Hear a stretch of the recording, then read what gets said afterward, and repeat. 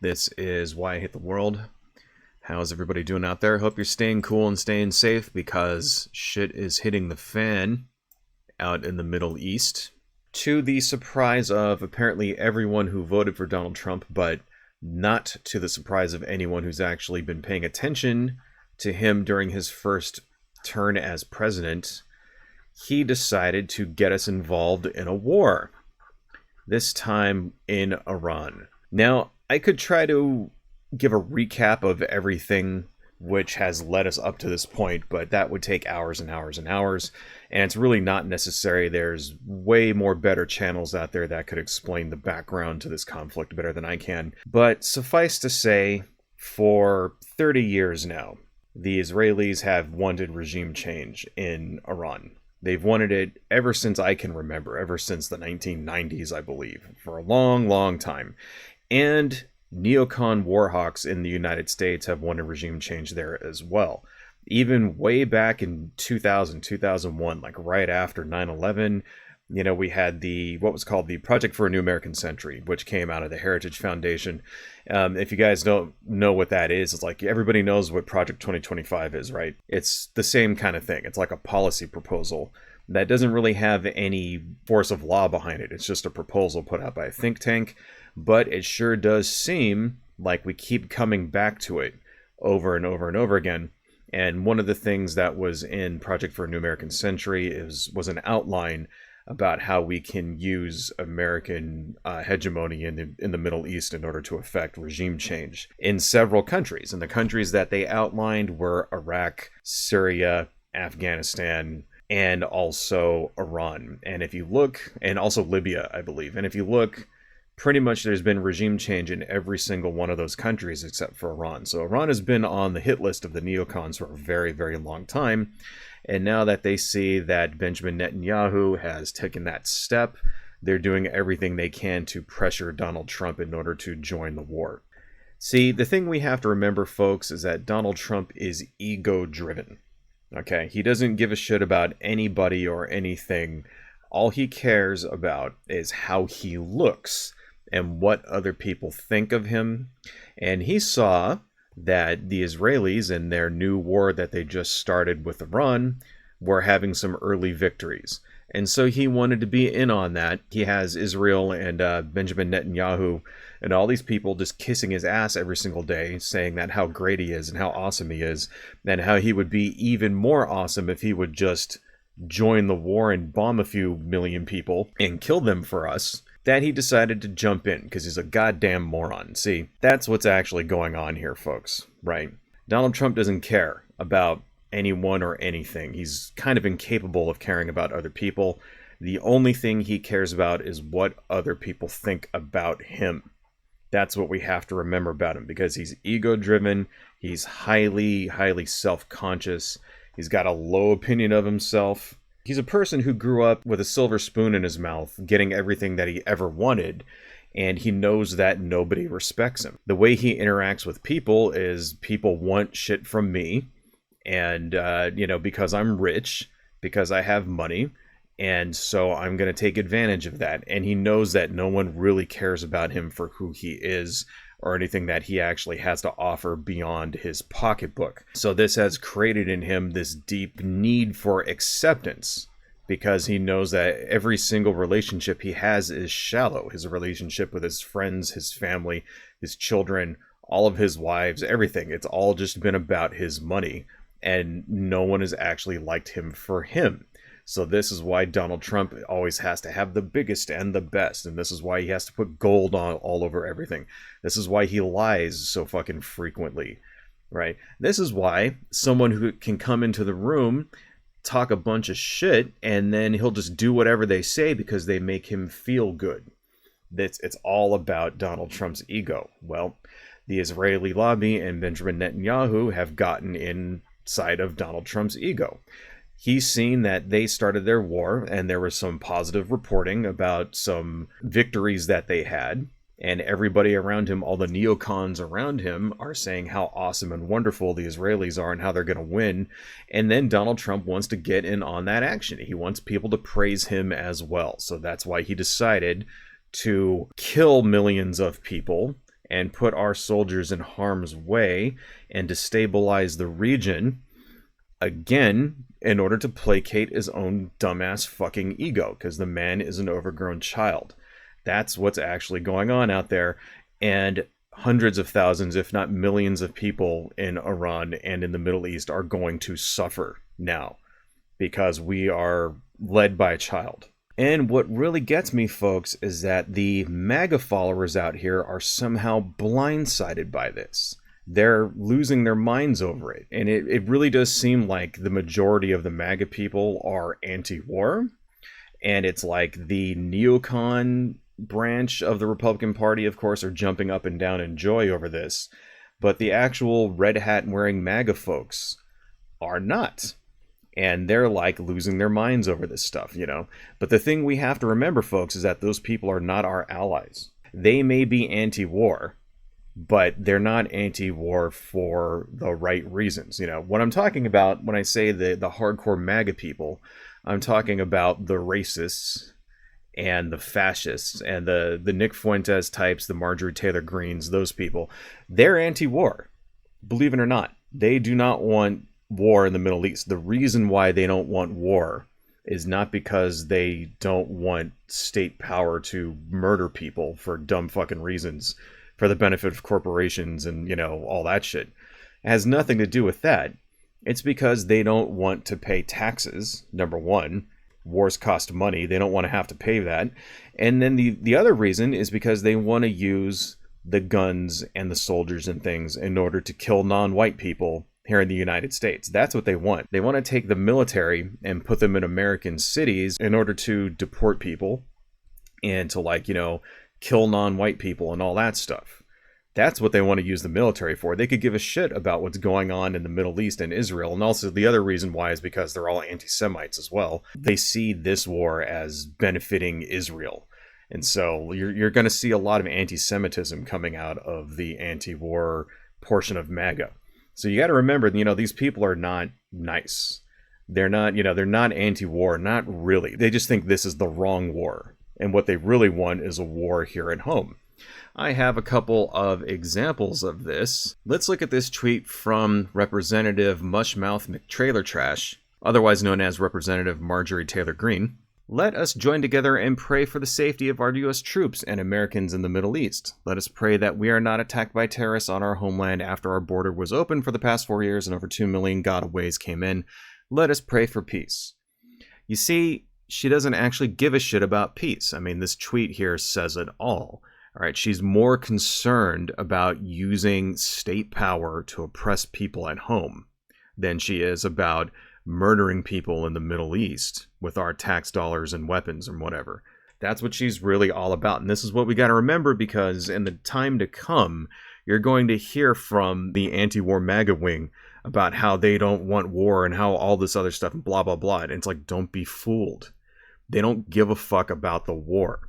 They don't actually care that troops are murdering people and wiping out entire families and bombs are falling on children and all of that stuff. They don't actually care about that. They want those people to be here. They want them to shoot Latinos and Mexicans and illegal immigrants and also, you know, black people.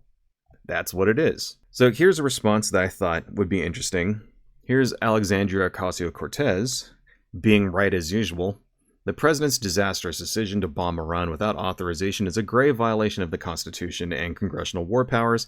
He has impulsively risked launching a war that may ensnare us for generations. It is absolutely and clearly grounds for impeachment. Which, of course, it is. Alexandria Ocasio-Cortez is 100% correct. This is Marjorie Taylor Greene's response to that. Shut up, you pathetic little hypocrite.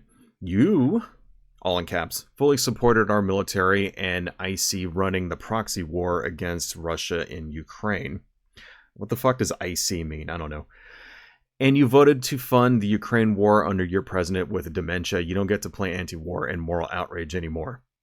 See, folks, like supporting Ukraine against Russia versus supporting Israel against Iran, these are not comparable. It comes down to one thing, okay? I'll tell you why it's okay to support Ukraine and not Israel. Because Ukraine is defending themselves, whereas Israel attacked. Iran. That's the difference. Russia invaded the Ukraine. We are helping the Ukraine fight Russia. We're helping them to defend themselves. They are the victims. Well, Israel is not the victim here. Okay? Iran did not attack Israel. And, I know many people are going to say, well, they attacked through their proxies, the whole, fucking October 11th or whatever. Yeah, okay, fine. Right. Well, what has happened since then? Gaza, since then, has been razed to the ground. I think it is safe to say that Israel won the battle against Gaza, all right? They completely destroyed them. It's gone. Gaza is gone. All of the buildings there are gone. Fucking how many people are dead? 200,000? Something ridiculous like that. The low estimate is 50,000 and the high estimate is 200,000. Well, there was only 2 million people there to begin with, so they wiped out 10% of the fucking population. It's safe to say they fucking won. And did Iran do that? I mean, maybe they they helped them with money or something like that, or weapons or whatever, but it's no, it's not even comparable. And in this fucking case, Israel is the one who started dropping bombs on Iran first, using the same tired-ass fucking excuse that I've been hearing for 30 years. Oh, they're going to have a nuclear weapon. Well, for 30 fucking years, they've been saying they're going to have a nuclear weapon, and they never fucking developed it. So don't give me this shit that it's oh, I'm anti-war in all cases. Fuck you. No, she isn't.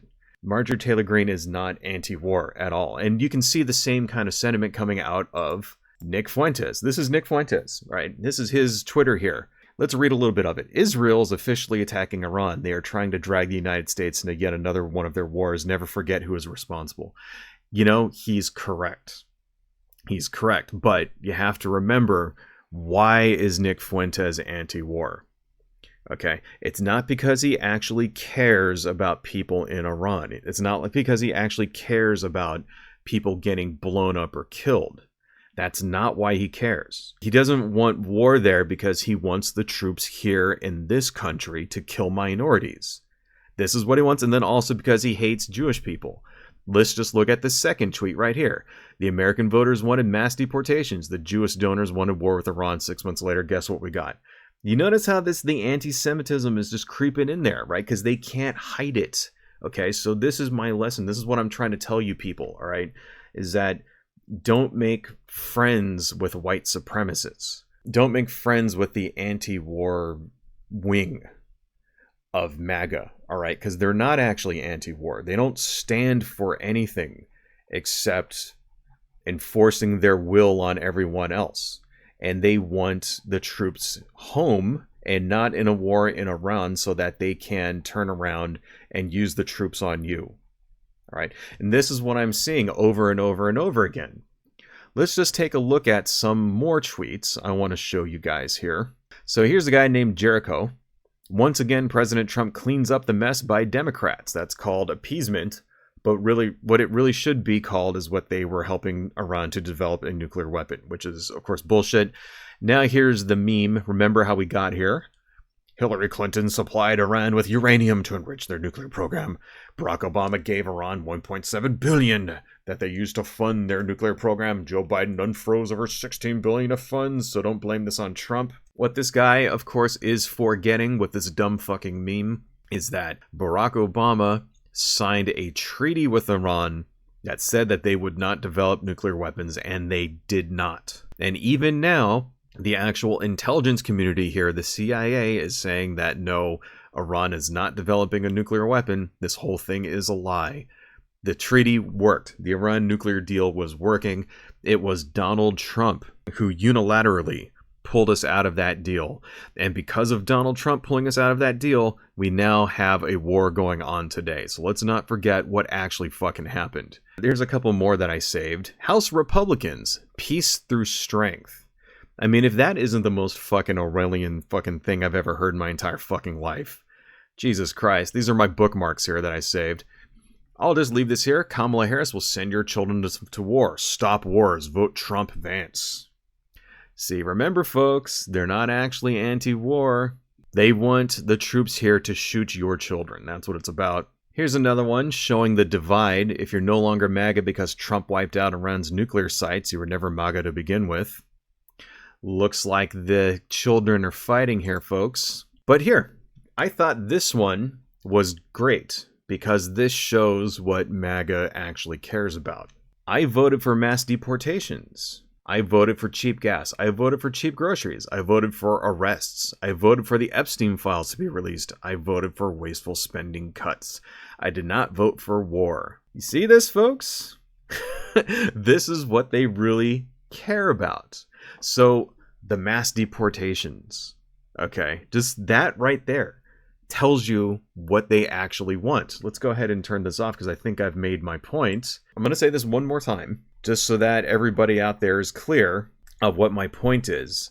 The MAGA wing is not anti-war. They want to use the troops to oppress you here. So when they see ICE people going out and going on raids and like throwing people into fucking, cars willy-nilly, running out there with like masks on, not identifying themselves, shit like that, arresting children, they're 100% cool with that. When they see the Trump calling the National Guard out to Los Angeles, even though there's like nothing fucking going on down here. I live in Los Angeles. If you like go on Fox News and you look at like what they're saying, they're making it look like Los Angeles is a war zone. It's like there hasn't even been anything happening for like the last 2 weeks, and it was just sort of confined to like 3 blocks downtown. It's like such fucking bullshit. But if you were to like actually talk to any given MAGA person, they think it's fucking Mad Max down here, and they want Donald Trump to send the troops in to shoot people like me, to shoot protesters. That's what they want. Okay, it has nothing to do with keeping us out of war in the Middle East. The MAGA, this branch of the MAGA movement, they're like isolationists. Okay, they like don't give a fuck about the rest of the world, and this is why it's so frustrating, because they don't understand that we need the rest of the world. This is why like Donald Trump can like fuck around with tariffs or whatever, and they have no idea what the fuck that even means, because they don't even care. Because to them, anything that has to do with anything that's outside of the border of the United States is something that they just don't have to think about. They don't have to care about it because it has nothing to do with me. Fuck the rest of the world. They're goddamn morons. But just remember, folks, they're not your friends. So this is what's going to happen over the next, couple of months as we inevitably get dragged deeper and deeper and deeper into this conflict. The anti-war movement is going to ramp up, I think, rather quickly. I think it's going to ramp up rather quickly because people don't like what's going on with Donald Trump. They don't like what's going on in this country with ICE and the raids and all that other shit. They don't like what he's doing with the fucking economy, with the tariffs, and everything else that he's trying to fucking pull. And people are going to get charged up pretty quick. And I think that we're going to see this time the anti-war movement, I think it's going to explode. People are not going to stand around this time. And this is what we need to remember, because the MAGA folks are going to try to like circumvent this. And they're going to try to be like, hey, I was anti-war from the beginning. And Donald Trump is the anti-war candidate. And Hillary Clinton was the one that was going to get us into wars. Joe Biden was getting us into wars. No. And I just want to say one last thing before I end this, right? To you MAGA folks out there, because I know you guys watch my channel because, I'm constantly getting messages and comments and things from people telling me to fuck off. So I know you're out there. Why did you think Donald Trump was anti-war? Why did you think that? I mean, no Republican president in my lifetime has been anti-war. All of the wars that we have been involved in since Vietnam have been started by Republican presidents. All of them. Fucking Iraq, Afghanistan, right? I mean, it's literally like Syria, all of this shit. It's because Republicans. It's because of George W. Bush starting wars when he fucking shouldn't have, when it was illegal, and then lying to Congress about fucking mobile weapons labs and shit in Iraq, that kind of thing. The same fucking lies that we're hearing right now again as a justification for this war. It's just the same shit recycled over and over and over.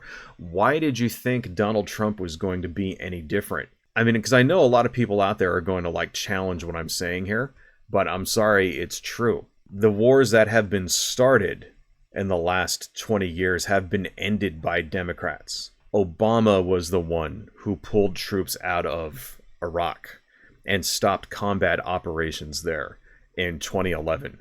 Yeah, there was still shit going on because they were fighting against ISIS, but the actual war there ended in 2011. That was Barack Obama that did that. Joe Biden is the one that pulled troops out of Afghanistan, not Donald Trump. Fucking George Bush was the one that got us into this shit in the first place. And just think, like, none of this shit would be happening now if, like, we would have actually elected the person who got the most amount of votes in 2000, right? If the person who actually got the most amount of votes actually would have become president like they were fucking supposed to, none of this shit would be happening right now. Hundreds of thousands, if not millions of people would still be alive. I mean, we couldn't even begin to think about how different the world would be. And that was all because we fucked up as a country and allowed the person who didn't win the election to actually become president. And we wouldn't have had Trump, we wouldn't have had fucking ISIS, none of this shit would be going on right now. How come Donald Trump is the one who's suddenly the anti-war president? Like, why? Because of Ukraine or whatever? Like, get the fuck out of my face. So why did you think that was going to be like that? Why did you think that he wasn't going to get us involved in this? I mean, pay the fuck attention. I don't understand you people. Like, the internet is right fucking there. It takes 2 fucking seconds to, like, Google this shit and see what the fuck actually happened. For fuck's sake, like, stop watching Fox News. Stop, like, feeding yourself propaganda, because it's just lies. You know, this is what happens when you fucking allow yourself to get lied to like this. When you don't pay attention, when you don't, like, give a fuck about how you've been lied to, this is what happens. And I just want to say one last thing, one final thing. Way back in 2016, when Donald Trump was first elected, I made predictions for the coming Trump, presidency. And one of those predictions didn't come true. And it now has. And that prediction that I made was that Donald Trump was going to get us involved in a war. And it didn't happen during his first term, but it has happened now. I will put a link to those predictions down, and I still have them up on my little blog that nobody reads. And yeah, I feel a little justified here because for like all these years, people have been telling me that I was delusional and all this other stuff, and that it was the Democrats who were the actual warmongers and blah, blah, blah, blah, blah. It's like, nope. I was right all along. I knew it was coming. Why? Because Republicans are the ones who start wars. Democrats are the ones who end wars. That's what the pattern has been in my entire lifetime, and Donald Trump is no different. Anyway, folks, stay cool, stay safe, and, let's hope that things don't escalate beyond the point of no return, and I will talk to you all next time. Adios. Hello, folks. If you like what I do and you want to support the channel, please consider buying something from my Etsy shop, supporting me on Patreon, liking and subscribing, and checking me out across my social media links listed below. Thank you all so much, and see you next time.